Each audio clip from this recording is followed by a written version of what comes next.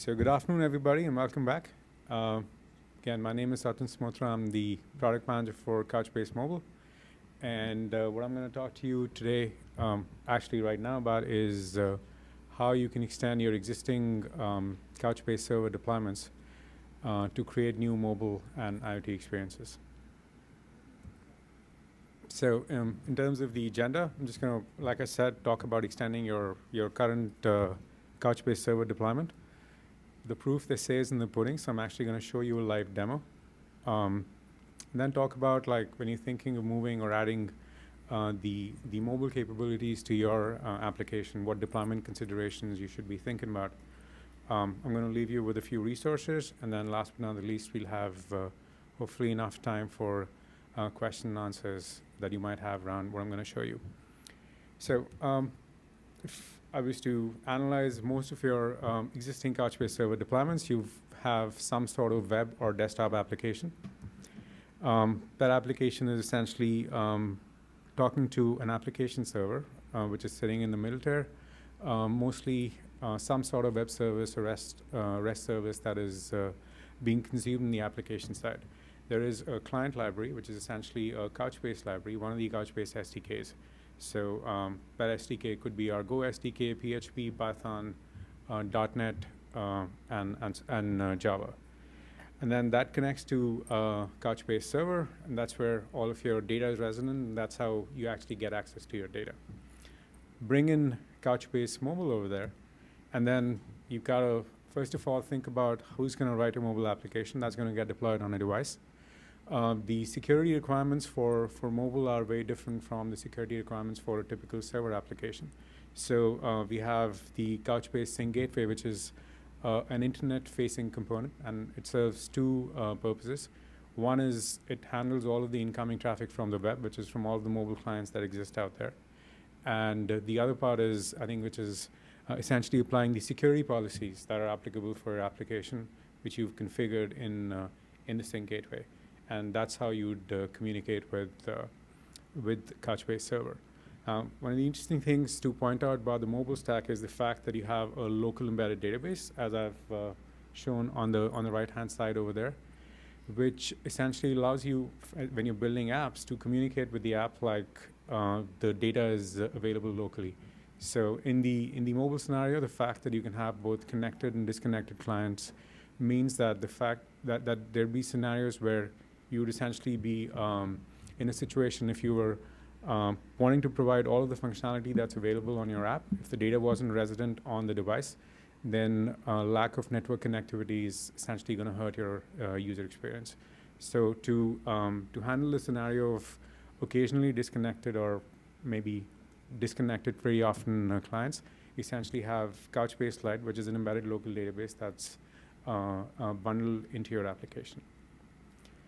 So with that, and I guess, like I said, the proof is in the pudding. I'd like to show you how easy it is to get your existing Couchbase Server deployment and extend that for a mobile experience. So what am I going to demo today?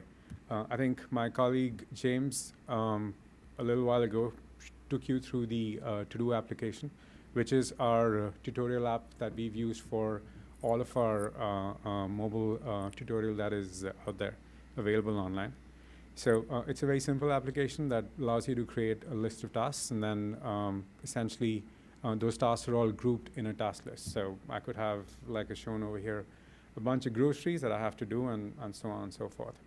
So what I'm going to do is I'm going to actually tear down everything. I've actually, just before this demo, I've torn down all of the data on my machine. So I'm going to start from where you're going to go and download the Couchbase Server that was released earlier this morning, where you're going to download Couchbase Server, or the Couchbase Sync Gateway 1.5, which is again released earlier this morning.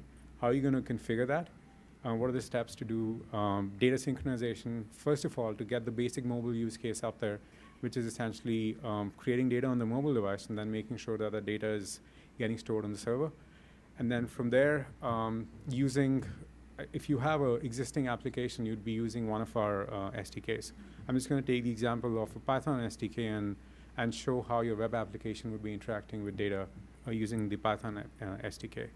Again, something that is brand new to the new release is essentially the ability to manipulate data, insert, update, delete using Nickel. So I'm going to show you how to make updates to content using Nickel.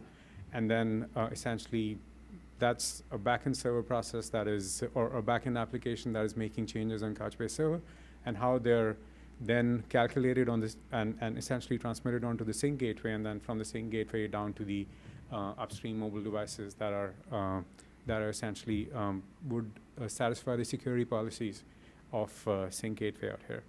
And then last but not least, I'm actually going to show you on an emulator, and this is probably the most risky part of this demo, where I'm going to go offline and then essentially make changes to the data that is available, and then see how the offline synchronization capabilities work.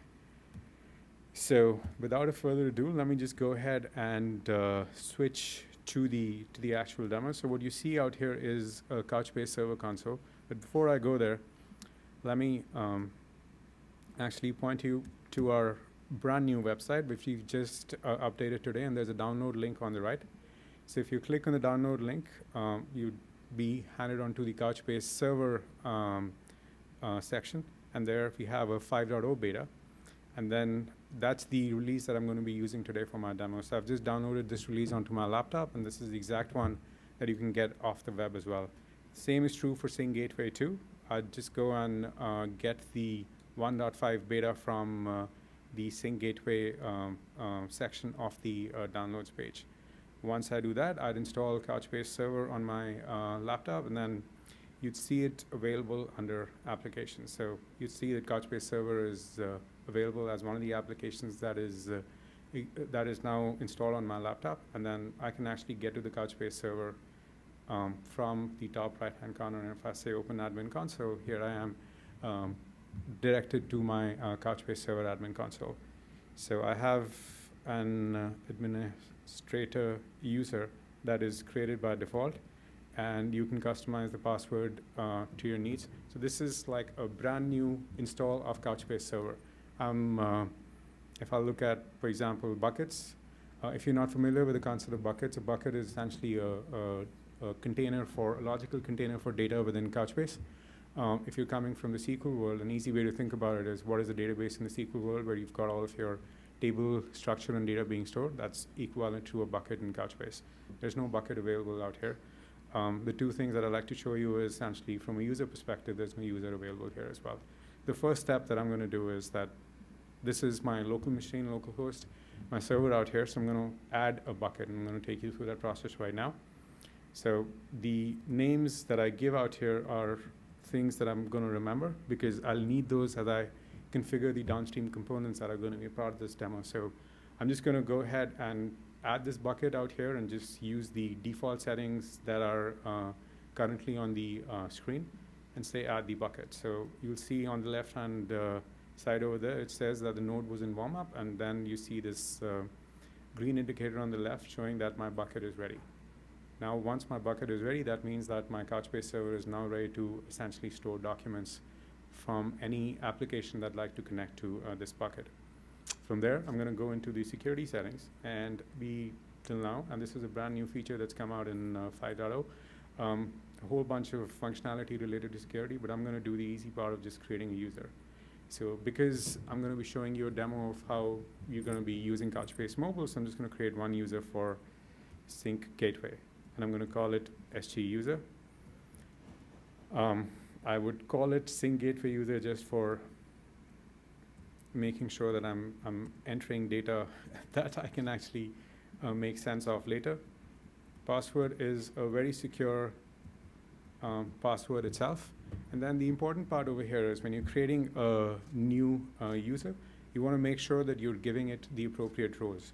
So the role that you want to give this user is a bucket admin role, and you can give it for either all the buckets, or in this case, I just have one bucket on my cluster. I'm going to be using this bucket for my demo, so I'm just going to be a little conservative from a security perspective and add this user as a bucket administrator just for this bucket. So there we go. Oops, there we go. And this is something that has happened to me pretty often, and now the passwords match, and then I can save this user.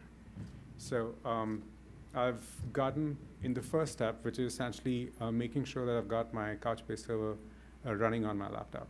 Second thing that I'm going to do is, again, going back to the downloads, I've got the Sync Gateway downloaded here, and it's available in a directory called dev. I've got a whole bunch of things out here. The one that is interesting is Couchbase Sync Gateway. So I'm just going to go into a terminal and log on to this directory. If you see, this is where I am. So I just go into the bin directory, and I'm just going to go ahead and look at the contents of this directory. So this is the boundary for the Sync Gateway and the configuration file for the Sync Gateway, which is essentially a JSON object itself.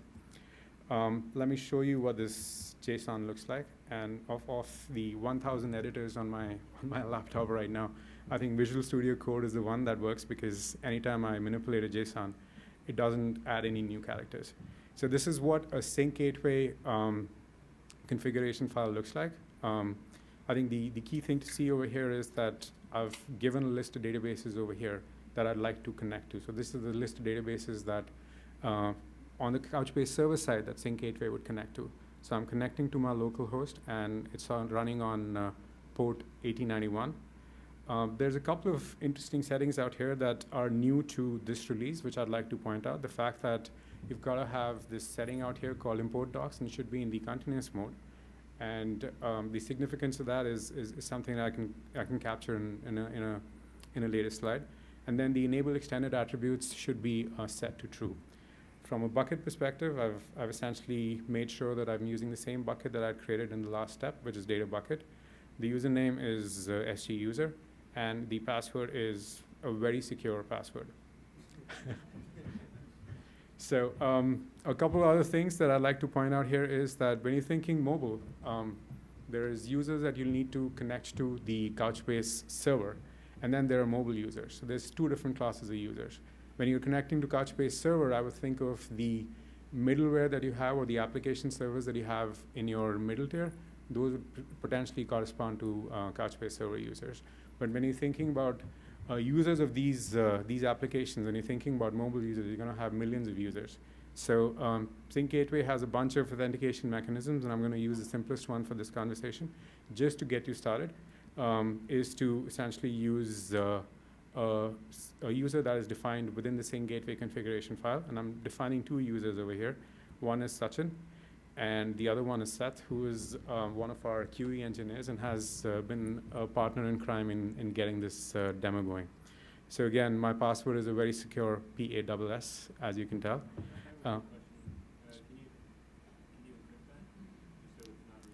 Sure. Yeah. So again, I think the objective right now is not to get into the security, and I'll talk to you about. Yeah. Yeah. Absolutely. You can. So I wouldn't even think that basic auth, the way I'm doing it right now, is the right way of configuring it. But if I want to get everything going on my laptop, I think this is the simplest or the easiest way to get. And the crux of this demo is probably not focusing on the security aspect, but the fact that you can build all of this on your laptop. So hold on to that thought, and we can get to that later on.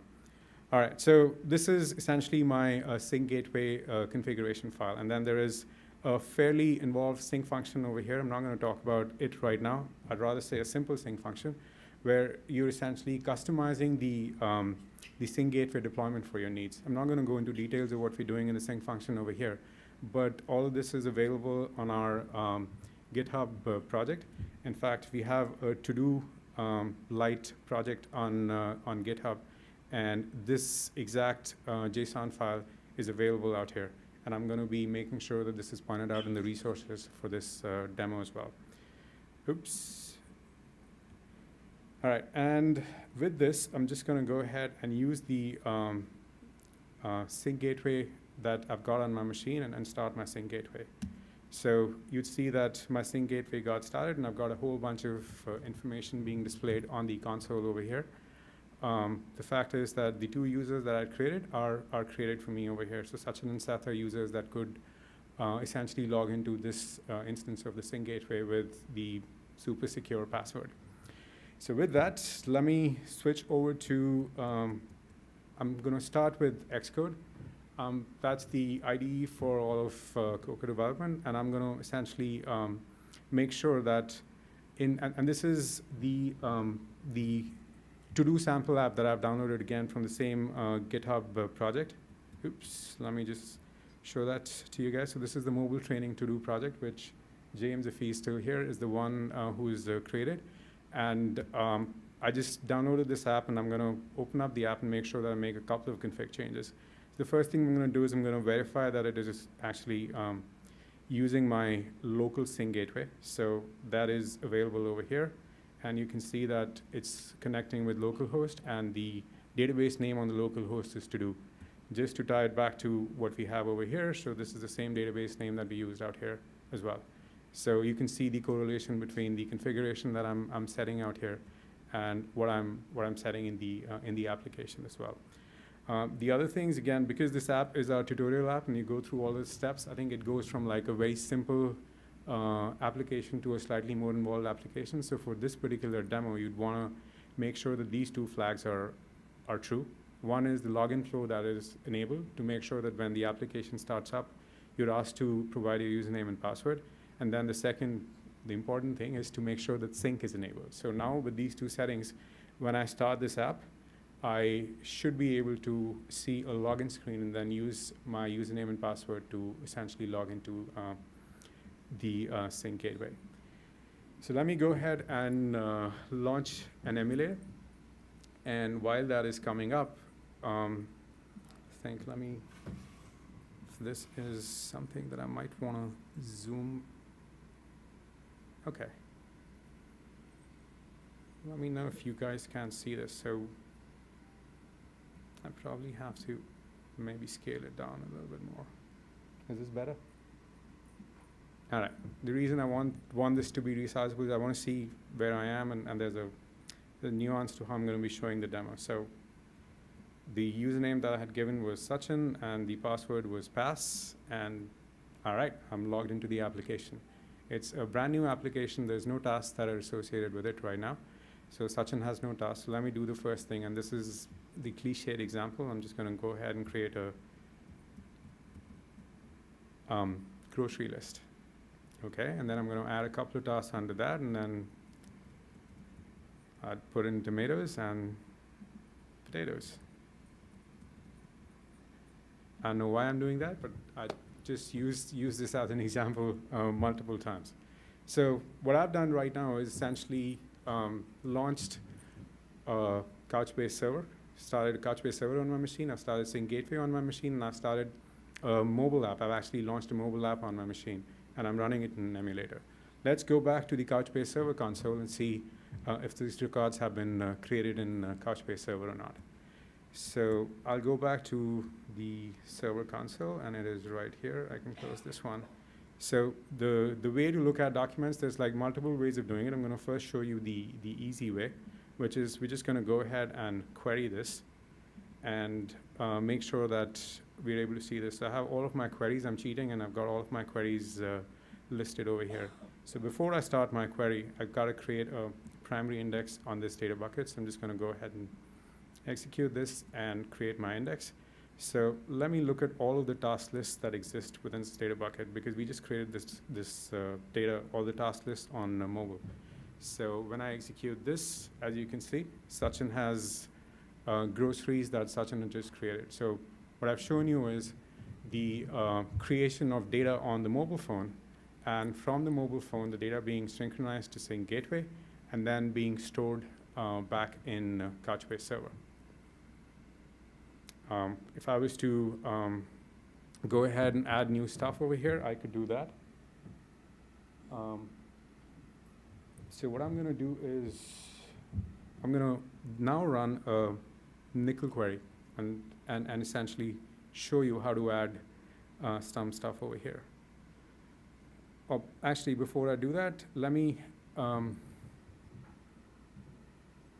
actually show you. So again, go back to these scenarios. I think the purpose of this conversation right now is that we're going to be extending our server applications. So if you're going to be using our server application, then you essentially have some sort of one of the Couchbase SDKs. In this example, I'm going to be using Python. That's essentially going to be interacting with Couchbase Server. So what I'm going to do is I'm just going to, again, open up a simple Python script. and specify what my Couchbase server is, which is the local host, and then again give my super secure username, which is ST user, and then the easy to guess password. And then I'm going to add a bunch of things over here. So I'm going to add a new task list called Sync Gateway 1.5. I'm going to say that, I'd like it to be code complete, QE complete, and like release beta. Those are the tasks under the Sync Gateway list. I'm going to also list out all of my favorite built-in routines in the Go programming language. And then for another user, for this purpose, I'm actually using, again, my colleague Seth, who's a little bit more nervous about this demo, or was more nervous about this demo than I was. So he's got like one task out here, which is, what do you do when the demo laptop crashes? And actually, we don't really have a plan. There is no backup. Once we realize there's no backup, you can only panic and start sweating. If I'm not, then I would. And then again, I'm just adding another list out there to say, hey, just to keep our calm, we just have music that we like. That's going to essentially keep us see us through this issue if there's some problem with the demo. So with this, what I'm gonna do is, like any other server application would, I'm actually gonna execute this Python script. So I would just go ahead and run this Python script, and as you can see, this Python script is essentially talking directly to the Couchbase server from a architecture perspective. And then the Couchbase server realizes that there's a new record, there's a changes feed that is generated and provided to the Sync Gateway. Sync Gateway would provide actually stamp the appropriate security policy on top of that, and then that data would then be shifted, or rather provided back to the mobile client or the mobile app. So let's go back to the mobile app and see what's happening out there. So I'd created so let me go back to my script and see what did I do. I created 2 new task lists for Sachin. So there was one called groceries before, and there is 2 new that I created for Sachin. So let me come back here, and you'd see that I just added 2 new task lists out here for Sachin, which was done completely outside of the mobile experience. So it was done using a PHP routine, or rather a Python routine, a Python application that is essentially adding records or creating records to this. This is something that is new to the 5.0 and 1.5 beta. Essentially is the ability for you to go create information or data on the mobile phone and have that show up on the server, or vice versa. We're using one of our SDKs, or Nickel for that matter, to essentially transfer information from, rather create records that are directly created on the server, and from there they are then provided to the Sync Gateway in a changes feed, and on top of that, the security policies are stamped, and then the information is then made available to mobile users. So let me make this a little bit more interesting, and then also launch the Android version of our application. So this is the Android client. Again, if I go back to my the Couchbase Mobile training app, you'd see that we have all of the all versions of the training app available in the same GitHub location. So I'm just going ahead and pressing play, and I'm going to use the Pixel API. This was Pixel emulator with API 25, and this takes a couple of minutes to launch. But once I launch it, instead of logging in as Sachin, I just want to go and see that if I log in as Seth, I'm not going to see records that are, or data that is coming from Sachin, that I'd see data that is Seth's. So let me just put in Seth's username and password over here, which is again the very secure. I even went shorter than password on that. So these were, if I go back to my Python script for Seth, it was the list of Eagles songs, and then what to do when the demo laptop crashes. Well, thankfully that hasn't happened yet, and you can see that these are the tasks that were written, and then again, Seth can go ahead and do whatever he wants to do on the mobile app. So what I'm going to do is actually I'm going to log out of here, and I'm going to log back in on the Android emulator as Sachin, because this is a very common use case where you'd see the same user logged onto multiple devices. So between Apple and Android, you can see that the list is consistent. So I'm just going to go back to sync gateway 1.5, and then if you see over here, I'm seeing the exact same content over there. What I'm going to do is now to complicate things a little bit, I've got like 2 clients that are connected to the sync gateway. So I'm going to see if I can actually run a nickel query, and I'm going to go back to my queries cheat sheet and get my query. So what I'm doing in this query is essentially, let me type that query over here.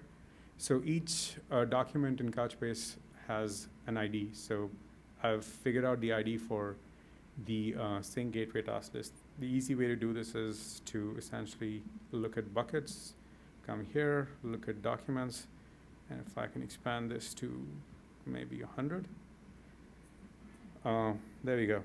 That's the document.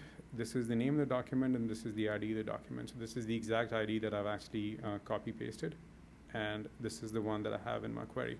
So what I'm going to do is, if you look at my data right now, so the interesting thing about the application is that you can actually mark a task as complete, and then it'll show up on the mobile device with a tick mark. So let me just mark one of them as complete.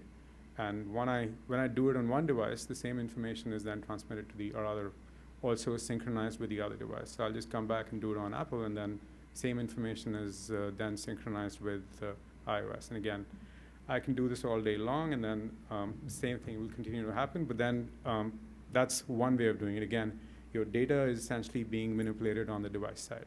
Now, like I said, this is all about extending your server applications for mobile experiences. So you obviously have a server application that's going to be doing something similar as well.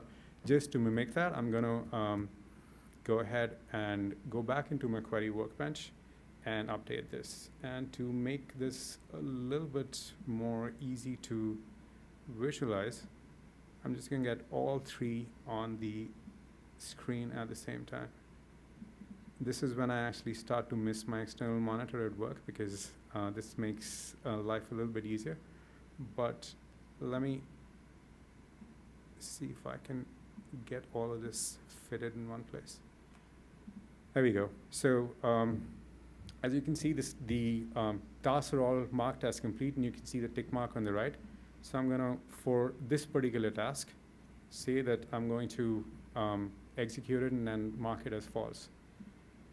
When I do that, you would see that on both of the emulators, on both the left and on the right, the tasks were essentially unchecked, because on the server side, there was an application that came and changed the data behind the scenes, and then all the mobile users had synchronization happen transparently without any intervention from anything, as long as your sync gateway is configured properly, happen over there. So let me do this again. From false, I'll make this true. And you'd see that the same information again is synchronized between the different clients that exist over there. Now, what I've shown you right now is doing this for like one user, which is Sachin over here. But extrapolate that to your actual deployments, where if you have an application that is available today, accessible via the desktop or the web, and you want to extend that for mobile, this would allow you to do that for millions or as many users as you have within the enterprise without the need for going ahead and worrying about your technology stack from a data management perspective. Just to make this a little bit more interesting, what I'm going to do is go back to my Android emulator. And I can't do this on Apple because Apple doesn't allow you to go into an offline mode. So I'm going to do this on the Android emulator. And I'm going to go into the airplane mode over here. So as you can see, when the device on the left went into the airplane mode, the status of the task was all complete. So the tick marks were all right. So what I'm going to do is, on this side, I'm going to go ahead. Another application is coming in. Somebody went and decided that, you know what, all these tasks were incomplete and were not done, and they had to be done again. So if I execute that on the server side, you'll see that on the right-hand side, on the Apple device, all the tasks were marked as incomplete. But because the Android device is offline, none of these tasks was marked as incomplete right now. So when the device comes back online, only then would the device then synchronize with the sync gateway, know what the record is in the, what the updated or the latest record is in the database, and from there, come back and update the data that is available locally on your device. So let me do this and come back here, and then from there, I'm back in here. So now my device is in the online mode, and again, this is an emulator. This actually would have worked much better on a real device, but one of the design points or one of the design goals for this demo was to make sure that everything works on this laptop. So the behavior on the Android emulator is that sometimes the network socket will take a little bit of time to disconnect. So it takes a little while for the socket to disconnect and then the data to show up on the synchronized data to show up on the device. But if you just stick around in the screen for a little bit, you'll start to see that the data that is there on the server will get synchronized on the device as well. And we'd see that, there we go. So it took a few seconds for that to happen, but if you see on the left-hand side now, the state is consistent of the client that was in the offline state, came back online, and the state is completely consistent with the state of the client on the right. If I can't go back and then change it back to true, if I can spell that right, goes back into the same state. So both clients are online, so I can do this. Sure.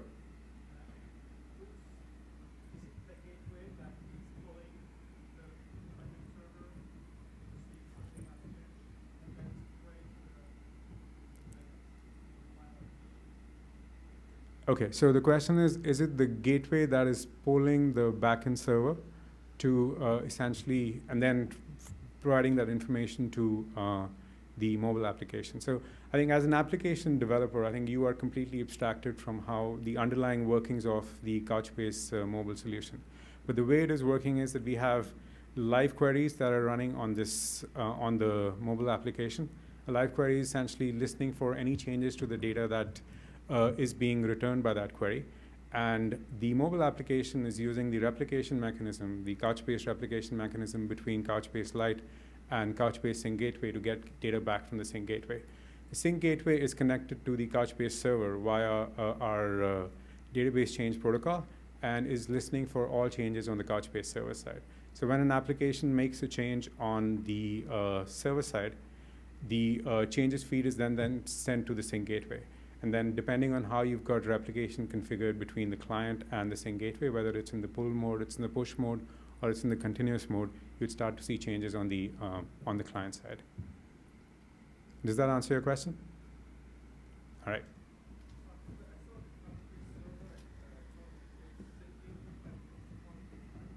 It's Couchbase Lite is embedded in the mobile application itself.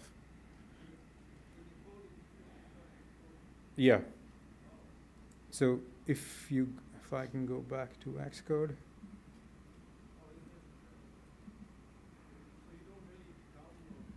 So yeah, no. So I had to download Couchbase Lite and then embed it in my project. I think in my mobile project. In this particular instance, because I just downloaded the To-Do Lite app, we made it simple. We've already embedded it in the product itself. Go ahead, Ben. What is the effect on battery life? Like having check for. So I think again, depending on the replication method you use, you'd have to pay a cost with battery. If you're using a continuous replication method, obviously it'll have a more adverse impact on the battery.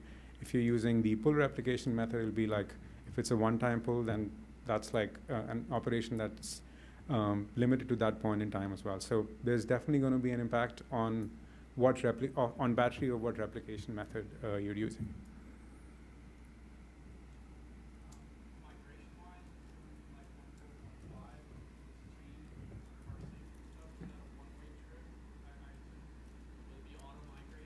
Yes, that is correct. If you, I think there is a setting that I had which I just glossed over, and then I think I said that. So one setting over here is the import documents, which is continuous. So again, from a Sync Gateway perspective, if you're thinking between going from 1.4 to 1.5, that would be a straightforward install for you, and you wouldn't have to worry about how you're going to get data from a prior version of Couchbase or Sync Gateway to the new version of Sync Gateway.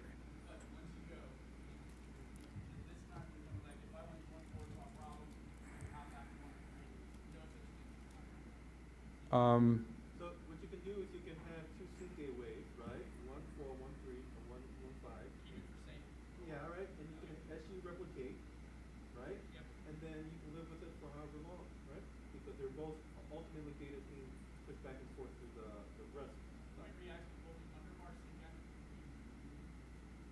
So, right, because they're associated with two different buckets. So that you still have the 1.4 bucket and you have the 1.5 bucket. If that's what you want to do. Okay, thank you. All right, so that concludes, I guess, from a demo perspective. Let me just go back to my cheat sheet and see if I've covered everything. Yep, so that essentially covers what I had in mind from a demo perspective on how you'd extend your Couchbase server apps to add mobile and IoT experiences. No question.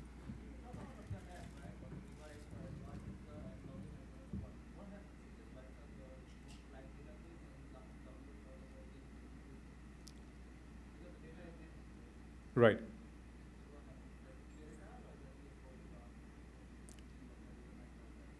You know, I actually don't know. That would be application behavior, I would guess, but once you log out, the application data would be removed. Got Wayne Carter in the back, who's our, I don't remember how they implemented it. yeah. Do it however you want. You can do database prioritization. So I think the short answer to that is an application level concern. You have the flexibility to either completely wipe your data or like keep it for however long you'd want it.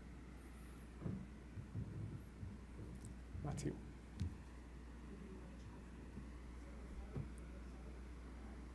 I'm sorry?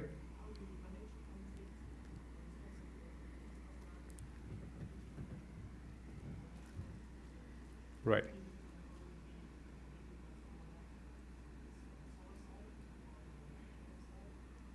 So conflict management is a very interesting area. I think we've learned a lot from our deployments in 1.x, and we're taking a completely different look with or look at conflict management with 2.x or 2.0. So let me answer that question in the context of 1.x right now, and then I'll talk about what we're doing in 2.0. In 1.x, the way to handle conflicts is you can either handle it on the client side, or we allow you to handle it on the sync gateway side. So the responsibility of resolving conflicts lies with the application developer. Now, what we've seen in some of our customer deployments is that people sometimes forget to resolve conflicts. And when they forget to do that, that has the impact of essentially letting the revision tree within Sync Gateway grow. And many times that leads to like the database storage going a lot higher than you would have anticipated or expected. So with the new release of Couchbase, with the preview that we've released right now, 2.0, conflict handling is, we've reimagined conflict handling, and we're not giving the flexibility, or we're essentially taking away the ability to handle it out of band. We're asking, anytime a conflict is detected within the system, we're asking for the developer to handle the conflict. And we would provide a default conflict handler with the ability for a developer to essentially manage the conflict or handle the conflict, customize the conflict handling logic to their specific needs.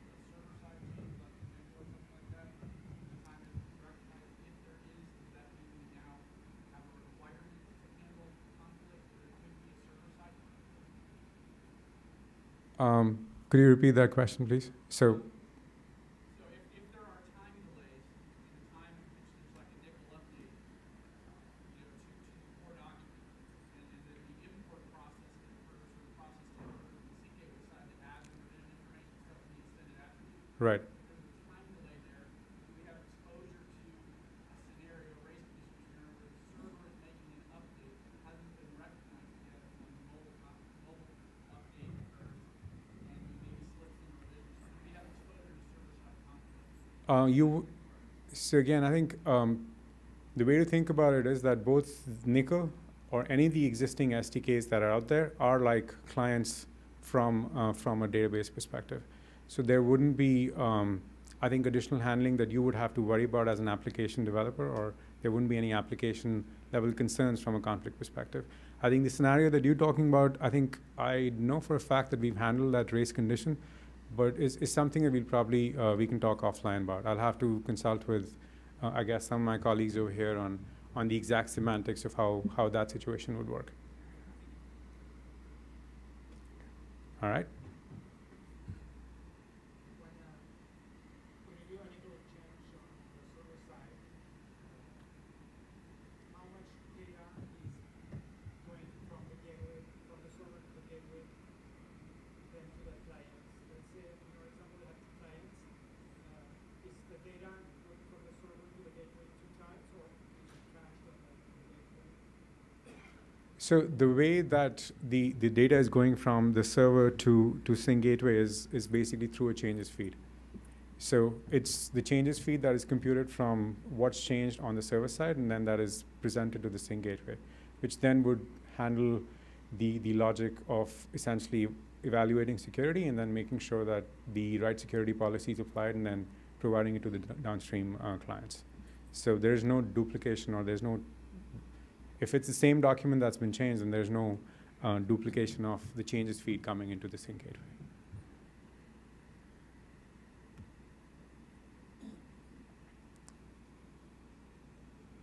All right, that concludes the demo part of it. And let me just go back to my slides. And so the rest of it, I guess, I just want to make sure that, I think one of the things that was a design requirement for this this whole experience was to make sure that we can we were able to run this on a laptop without a network connection. So what you've seen is essentially me downloading all of the components of the Couchbase Mobile stack, deploying it on my laptop, and then not having to worry about any other component. So key config changes that I'd like to definitely recap and make sure that you've seen are essentially the creation of the user for Sync Gateway. You've got to create a user, and you've got to make sure that that same username password is being used in the config files, is also being used in the any scripts that you might be using for creating data on the server side. You've got to grant the right access to the user that you're creating for Sync Gateway. So the right access is essentially a bucket admin role, and this is just a graphic showing what that bucket admin role is, which is what is checked over here. You've got to configure Sync Gateway, and you've got to make sure that for the databases that you're using with the 5.x, you've got the import documents set to continuous, and then you've enabled extended attributes on your Sync Gateway cluster. And then when you're starting your Couchbase Lite or your application, whether that's iOS or Android, you want to make sure that you're pointing to the right Sync Gateway URL. I think I personally am very guilty of running into all sorts of issues because I didn't have the right Sync Gateway URL. Okay. And I just got told that we've got to get this done quickly, so I'm just going to run through this. I think key benefits, you can create awesome mobile experiences without having to make any changes to your mobile apps. You can easily manage. We've simplified the whole management aspect of it. It's a lot simpler than it's been in the past. If you've heard of, I think, solutions that we've had in the past, you don't need any of that. This is like a lot easier to manage as well. You'd be able to manage all of your data, whether that is web or mobile, in the same Couchbase bucket. And then from a TCO perspective, the fact that you're using one technology across the full stack would definitely result in much better cost utilization of your cluster as well. And if you're a mobile-first customer, you can do the reverse. So if you've started on the mobile side and you'd like to extend that mobile experience for web and desktop, you can do that very, very easily as well now with the latest release of Couchbase Server and Sync Gateway. Deployment considerations, user management. This is a key piece. I think, Brandon, you had this question where I'd put in the username passwords in the Sync Gateway config file, which was, again, to get you started and show what the end-to-end experience would be. But there are things to think about from a user perspective. There is the notion of a database user, and then you have the end users, the application users, that are going to be logging into your application. So that's like a whole session in itself. Sync Gateway cluster. Sync Gateway scales elastically just like Couchbase Server. but you've got to like make sure you're planning your Sync Gateway cluster as well. And then you've got data management. You can figure out whether you want to do it on a single bucket or you want to do it across like what subset of your data. So if you have like, let's say 100 million documents in a bucket, you can choose to like only enable 30 or 40 million of those for mobile. And then security. I'm going to be talking about security in the next session as well. So there's going to be security across the full stack. Again, I haven't talked about IoT, but one slide on IoT here. This is a typical Couchbase mobile deployment where we've got like the full stack deployed. And the way we're seeing IoT being used is essentially being tethered to one of the mobile solutions, so one of the mobile devices. So we've got like a whole bunch of variables talking to, for example, your phone. This is what BD's been doing, and this is what a bunch of other customers have been doing as well. It's really easy to extend your Couchbase Server deployment. Hopefully what I took you through is going to be some proof of that. In fact, our claim is that even if you want to go on a beach, the fact that you've got everything on your laptop means that you can still work and get stuff done. So if you're on a holiday, maybe not on the beach, but if you're on the flight back and you want to try this out, you absolutely can do this on your laptop using the bits that are available out there. A couple of resources, and I'm going to make sure this presentation is put on the web, so where you're going to get the Couchbase Server build, the Sync Gateway build, and then the To-Do Lite application. And with that, I'd like to thank you for your time.